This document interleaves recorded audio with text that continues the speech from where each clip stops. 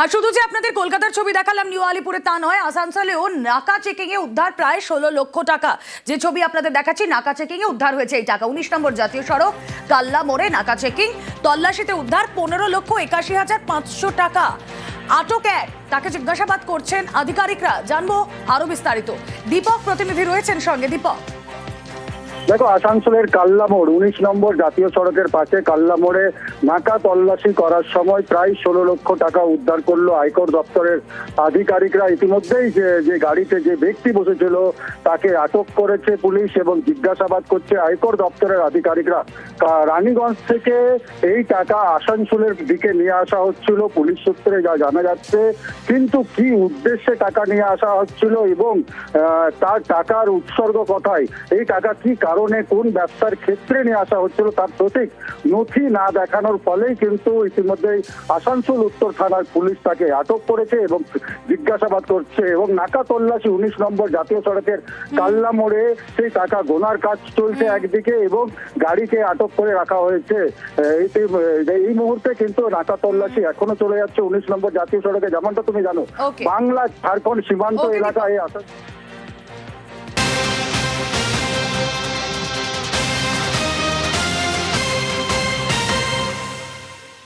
আর এদিকে কোটি টাকা সোনা পাচারের ছক বানচাল। বিধাননগর পুলিশের নাকা তল্লাশিতে জালে 2 পাচারকারী।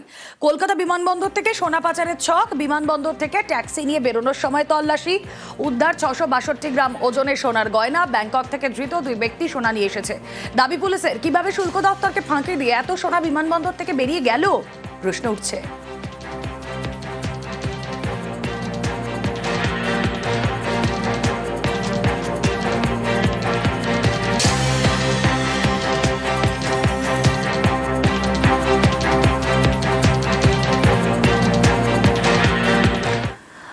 ফেব্রুয়ারি চূড়ান্ত তালিকা প্রকাশ করে কমিশন। তারপরেও নতুন নাম কেন? ফর্ম 6 এর মাধ্যমে নতুন নাম সংযোজন কিভাবে? তৃণমূলের ফর্ম 6 অভিযোগে কড়া সুপ্রিম কোর্ট।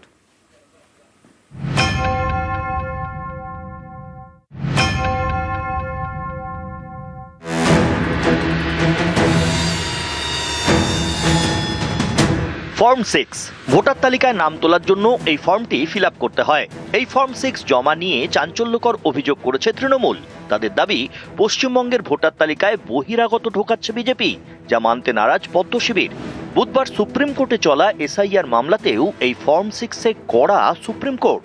শীর্ষ আদালতের প্রশ্ন, 28 ফেব্রুয়ারি চূড়ান্ত ভোটার তালিকা প্রকাশের পরে সেখানে নাম যুক্ত করা হয় কিভাবে? এখন ফর্ম 6 এর মাধ্যমে নতুন ভোটারের নাম উঠবে কেন?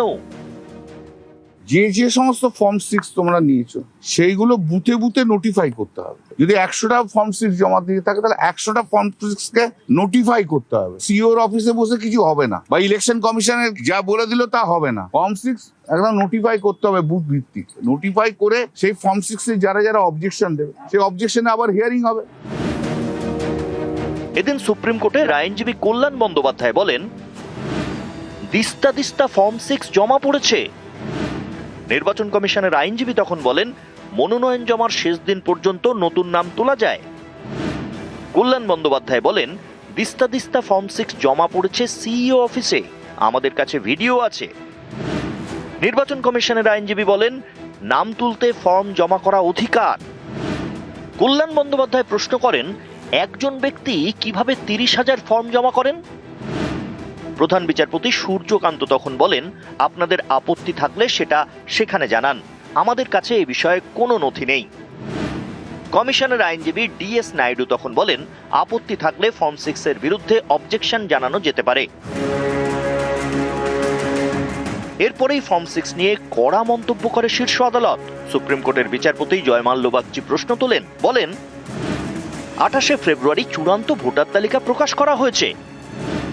চূড়ান্ত তালিকা প্রকাশের পরে সাপ্লিমেন্টারি তালিকা প্রকাশ করতে বলা হয়েছে, কারণ সমস্ত বিচারাধীন ভোটারদের নিষ্পত্তি এখনো হয়নি। তাহলে এখন ফর্ম 6 এর মাধ্যমে নতুন ভোটারের নাম উঠবে কেন? কমিশনের আইনজীবী জানান, সাবালক হলে নাম তোলার জন্য আবেদন জানানো যাবে। এরপরে সুপ্রিম কোর্ট জানিয়ে দেয়, আদালত পরে এই বিষয়টি দেখবে। 6 এপ্রিল পরবর্তী শুনানি। নিউজ 18 বাংলা। সময়সীমার পরেও ফর্ম 6 এ নাম সংযোজনে করা সুপ্রিম কোর্ট, শীর্ষ আদালতের পর্যবেক্ষণে খুশি মমতা বন্দ্যোপাধ্যায়। নতুন করে ফর্ম জমা দিয়েছিল, একদিকে মানুষের নাম কাটছে আর অন্যদিকে ফর্ম জমা দিচ্ছে। আজকে সুপ্রিম কোর্ট বলে দিয়েছে হবে না। আমি স্যালুট জানাই, প্রণাম জানাই। আপনারা জানেন আপনাদের নাম বাদ দেওয়ার প্রতিবাদে আমি নিজে সুপ্রিম কোর্টে গিয়েছিলাম, আর এই দরখাস্তটা আমার 60 লক্ষ নাম যেটা একেবারে বাদ দিয়েছিল, তার কোনো দোষ ছিল না। কোনো মেয়ে শ্বশুরবাড়ি গেছে, ঠিকানা বদল হয়েছে, পদবি বদল হয়েছে, দেখে দেখে বাদ। বিজেপি ভোটার নয়, দেখে দেখে বাদ। সংখ্যালঘু, দেখে দেখে বাদ। হিন্দুরাও বাদ। আমার বাড়িতেও 2-1 জনের সব নাম বাদ হয়েছিল, পরে উঠেছে। ট্রাইব্যুনালের পরে বৈধ ভোটারের অধিকার যেন খর্ব না হয় এবং কোনো অবৈধ ভোটার যেন ভোট দিতে না পারেন, বুধবার এসআইআর মামলায় পর্যবেক্ষণ সুপ্রিম কোর্টের। যদিও কোন পদ্ধতিতে নাম ভোটার তালিকায় উঠবে তা এখনো স্পষ্ট নয়, ফলে ভোটার তালিকায় নাম ওঠা নিয়ে সংশয় থেকেই গেল।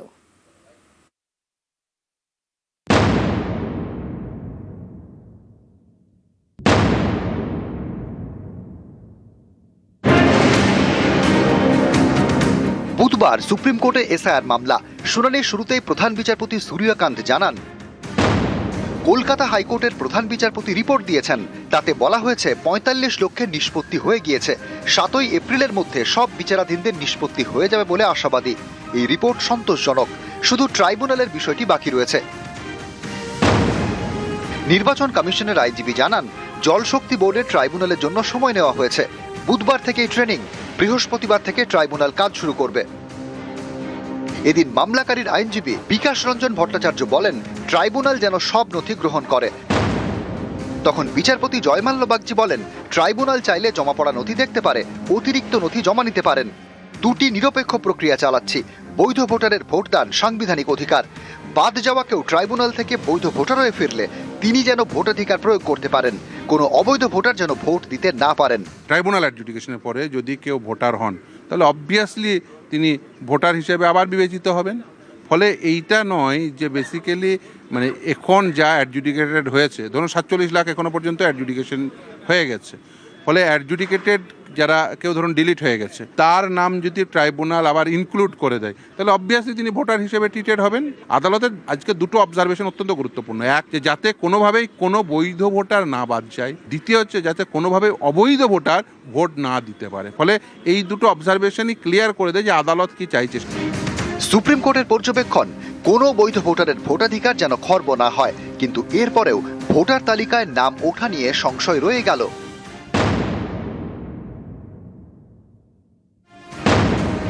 23 এপ্রিল বৃহস্পতিবার 152টি কেন্দ্রে প্রথম দফার ভোট। এই কেন্দ্রগুলির জন্য গত সোমবার শেষ সাপ্লিমেন্টারি তালিকা প্রকাশ করে কমিশন। এর প্রেক্ষিতে ভোটার লিস্ট চূড়ান্ত করে ফেলা হয়েছে। তা প্রকাশ করা হবে 6 এপ্রিল।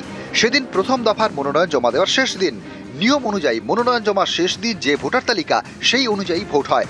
এখানেই অনেকের প্রশ্ন, যাদের নাম বাদ পড়তে পারে তাদের ভোটের ভবিষ্যৎ কি? সুপ্রিম কোর্টে কমিশনের আইনজীবী জানিয়েছেন, 2রা এপ্রিল থেকে ট্রাইব্যুনাল কাজ শুরু করবে। আর 6 এপ্রিল মনোনয়ন জমার শেষ দিন, সেদিনের তালিকাতেই ভোট হবে। এই 6 এপ্রিলের পরে কেউ ট্রাইব্যুনালে বৈধ ভোটার প্রমাণিত হলে কি হবে? বৈধ ভোটার হওয়া সত্ত্বেও তিনি কি লিস্টে নাম তুলতে পারবেন? তিনি কি এবার আর ভোট দিতে পারবেন? এ নিয়ে সংশয় রয়ে গেল। যে ট্রাইব্যুনাল অ্যাডজুডিকেশনের পরে কেউ ভোটার হিসেবে ট্রিটেড হতে পারবেন না, নিশ্চিতভাবে ভোটার হিসেবে তিনি অবভিয়াসলি ট্রিটেড হবেন। এখন দ্বিতীয় যে প্রশ্নটি, সেটা হচ্ছে যে কি এই ভোটে ট্রিটেড হবেন নাকি সামনের ভোটে, সেই নিয়ে আদালতের কোনো স্পেসিফিক আজকে কোনো নির্দেশ হয়নি। কিন্তু অবভিয়াসলি তিনি ভোটার হিসেবে তো অবভিয়াসলি ট্রিটেড হবেন। এদিন মমতা বন্দ্যোপাধ্যায়ের আইনজীবী শ্যাম দেওয়ান আদালতে জানান, নাম যুক্ত হওয়ার হার 55%, বাদ দেওয়ার হার 45%। নাম বাদ যাওয়ার হার অত্যন্ত বেশি। ট্রাইব্যুনালের হাতে বড় দায়িত্ব রয়েছে, সংখ্যাটা বিপুল, অথচ সবাই ম্যাপ ভোটার। এ নিয়ে প্রধান বিচারপতি সূর্যকান্ত বলেন, এ বিষয়ে মন্তব্য করব না, কারণ এক পক্ষ বলবে এই বাদ যাওয়াটা বৈধ আর বাকিরা বলবেন অবৈধ।